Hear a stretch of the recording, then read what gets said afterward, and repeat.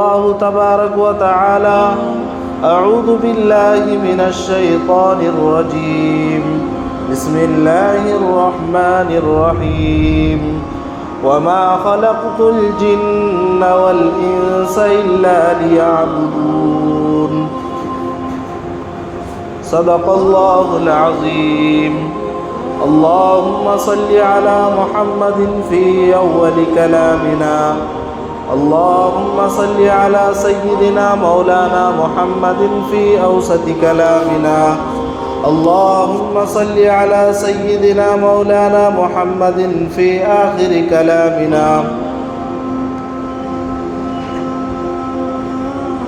محترم بزرگوں، دوستوں، عزیز دینی ایمانی بھائیوں، اللہ رب العزت کا بے انتہا فضل ہوا، کرم ہوا کہ اللہ تبارک و تعالی نے ہم سب کو ایک مقدس اور چنندہ جگہ پر اللہ رب العزت نے ہم کو جمع کیا۔ میرے محترم بھائیوں، بزرگوں، دوستوں، مسجدیں اللہ کا گھر ہیں، یہاں پر اللہ کی عبادت کی جاتی ہے اور یہاں پر فرشتوں کا آنا جانا لگا رہتا ہے۔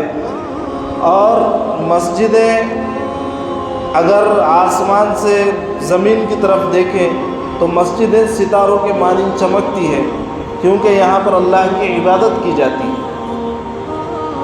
اور اللہ رب العزت کا یہ بھی بہت بڑا احسان ہوا کہ اللہ تبارک و تعالیٰ نے ایک مقدس اور اہم فریضہ ادا کرنے کے لیے ہم کو یہاں پر جمع کیا۔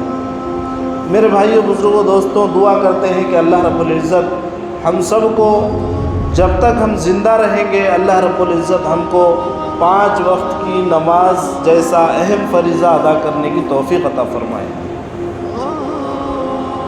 میرے محترم بھائیوں، بزرگوں، دوستوں، اللہ رب العزت جو اکیلے اس دنیا کو بنانے والے تنہا بادشاہ ہے، شہنشاہ ہے، اللہ رب العزت نے اتنا بڑا دنیا کا نظام اللہ تبارک و تعالیٰ نے کھڑا کیا ہوا ہے جو ہمارے عقل سے، ہمارے سمجھ سے بالا تر ہے، جس کو ہم سوچ نہیں سکتے، انسانی عقل کام نہیں کر سکتی کہ اللہ رب العزت نے اتنا بڑا آسمان بنا کسی سہارے کے اللہ رب العزت نے کھڑا کیا ہوا ہے۔ میرے بھائیوں، بزرگوں، دوستوں، ہواؤں کو اللہ رب العزت جب سے دنیا بنی ہے چلا رہے ہیں، اور اس ہوا میں اللہ رب العزت نے انسان ایک دن میں 2 گیس سلنڈر میں جتنا گیس آتا ہے اتنا آکسیجن اپنے اندر کھینچ کر باہر خراب کر کر نکالتا ہے۔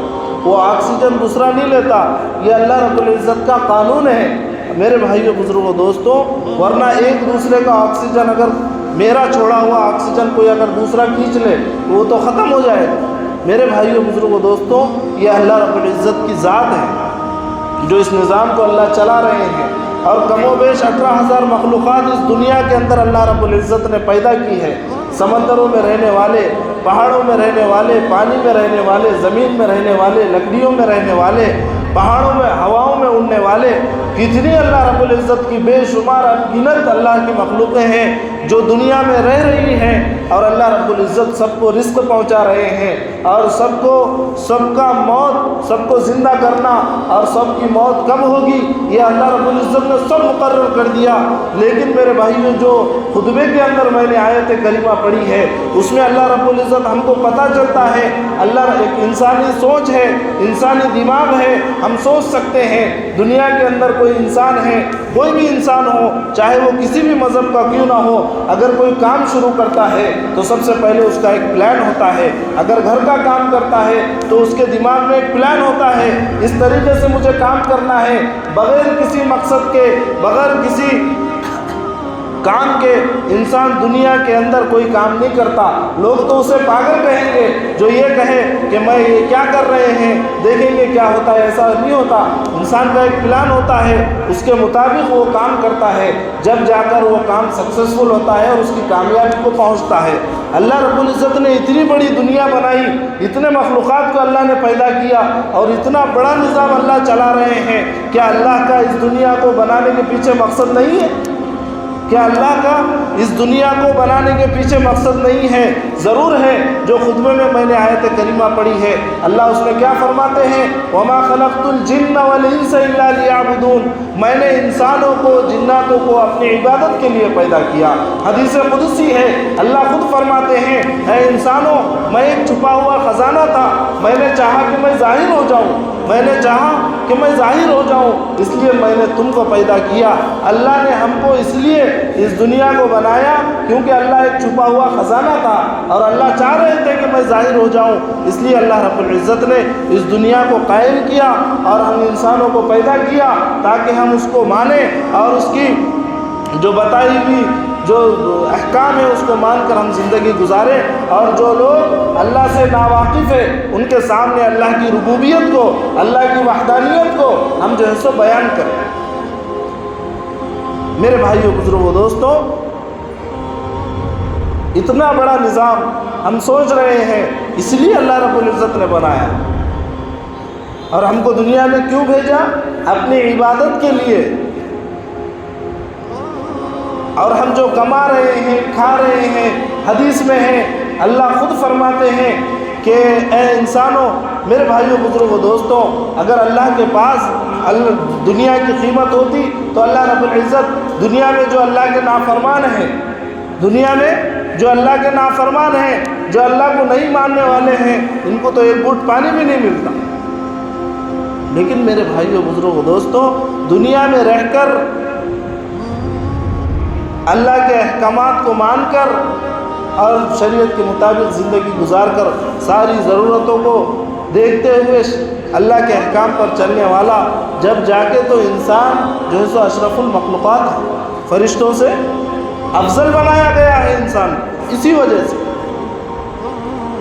اور میرے بھائیوں، بزرگوں، دوستوں، ہم تو بہت اللہ رب العزت کا شکر ادا کرے کہ اللہ رب العزت نے ایک مشفق اور مربی اور بہت ہی مہربان نبی کی امت میں اللہ رب العزت نے ہم کو پیدا کیا۔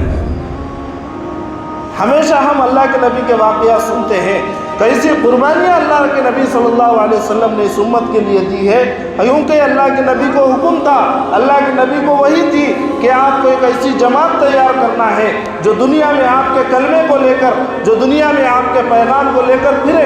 اللہ کے نبی نے محنت کی اور محنت کرنے کے بعد ایک جماعت تیار ہوئی جن کو ہم صحابہ اکرام رضی اللہ عنہم اجمعین کی جماعت کے نام سے جانتے ہیں۔ کیسی قربانیاں ہیں صحابہ کی، ہم سنتے ہیں حضرت عمر رضی اللہ عنہ اسلام لانے سے پہلے حضرت عمر کی زندگی کیا تھی؟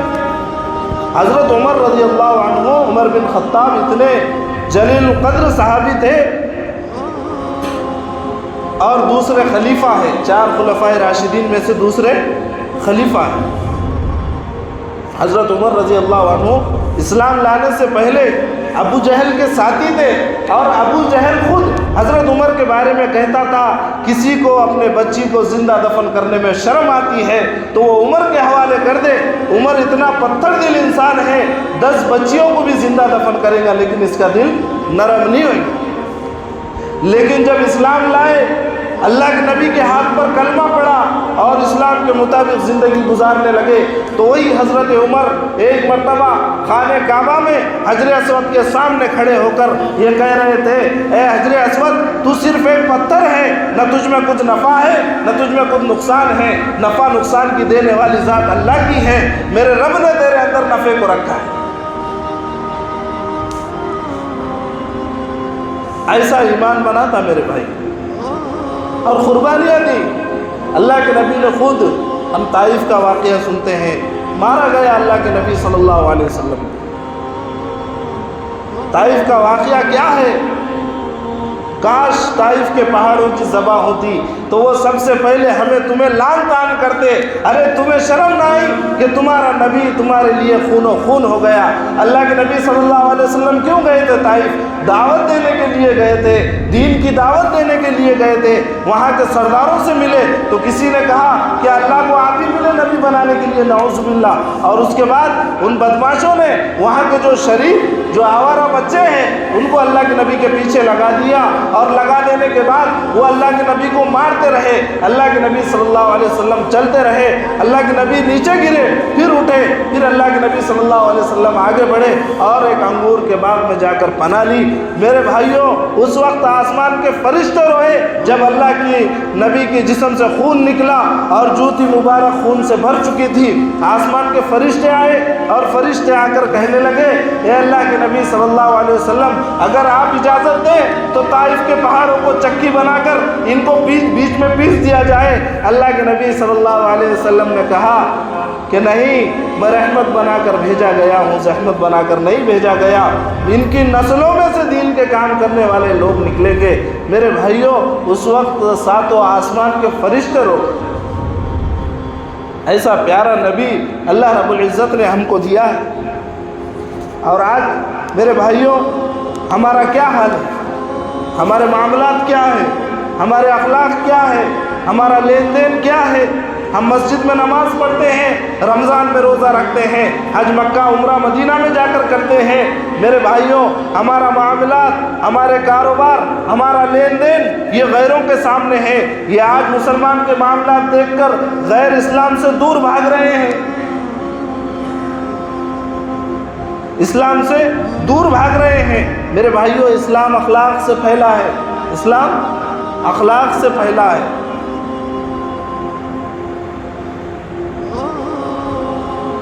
اور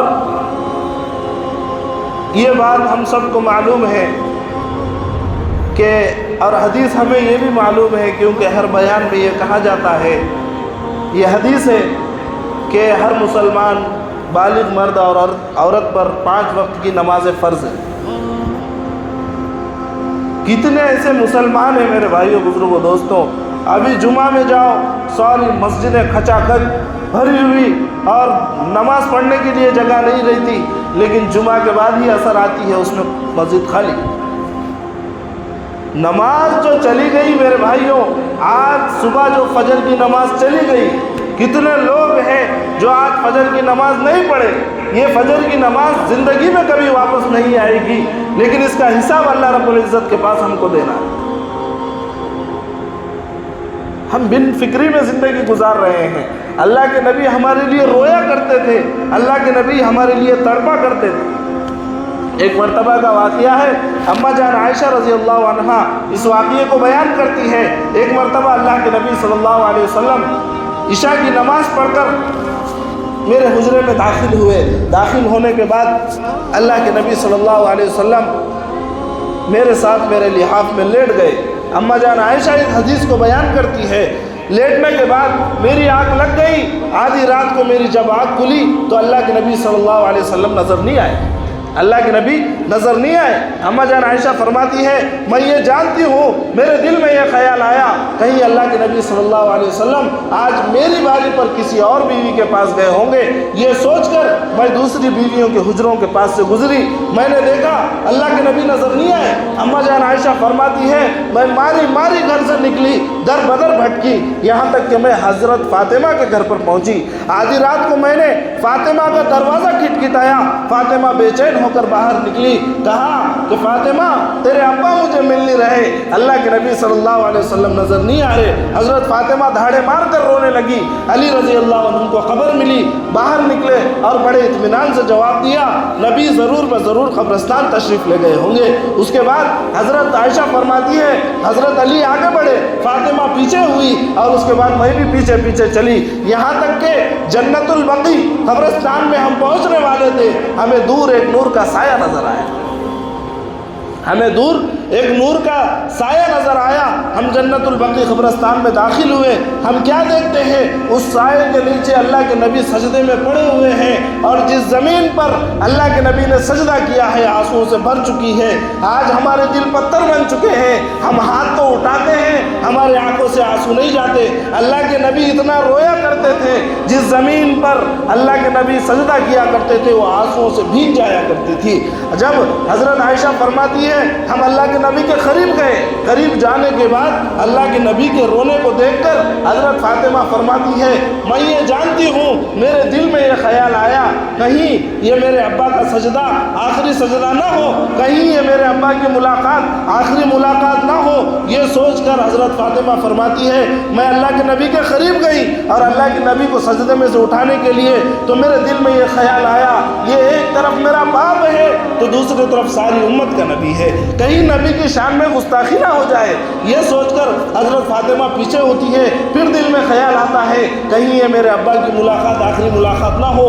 اتنا رویا کرتے تھے اللہ کے نبی صلی اللہ علیہ وسلم۔ پھر حضرت فاطمہ آگے بڑھتی ہے اور ہمت کر کر اپنے ابا کو اور اس امت کے نبی کو سجدے میں سے اٹھانے کے لیے حضرت فاطمہ رضی اللہ عنہ آگے بڑھتی ہے اور آگے بڑھ کر کندھوں کو پکڑ کر اللہ کے نبی صلی اللہ علیہ وسلم کو سجدے میں سے اٹھاتی ہے۔ جیسے ہی اللہ کے نبی حضرت فاطمہ کے چہرے کو دیکھتے ہیں، دیکھ کر کہتے ہیں فاطمہ تو نے بہت جلدی کر لی، ورنہ صبح تک پوری امت کی بخشش کروا دیتا، ورنہ صبح تک پوری امت کو معاف کروا دیتا۔ ایسا پیارا نبی، ایسا مشفق و مربی نبی ہم کو اللہ نے دیا ہے۔ آج ہمارا کیا حال ہے میرے بھائیوں؟ وہ نبی کی رویا کرتے تھے۔ ایک مرتبہ کا واقعہ ہے، مسجد نبوی کے کنارے پر اللہ کے نبی صلی اللہ علیہ وسلم دھاڑے مار کر رونے لگے۔ حضرت ابو ہریرہ رضی اللہ عنہ پہنچتے ہیں، پوچھتے ہیں ما یبکی کا یا رسول اللہ، اللہ کے رسول آپ کو کس چیز نے رلا دیا؟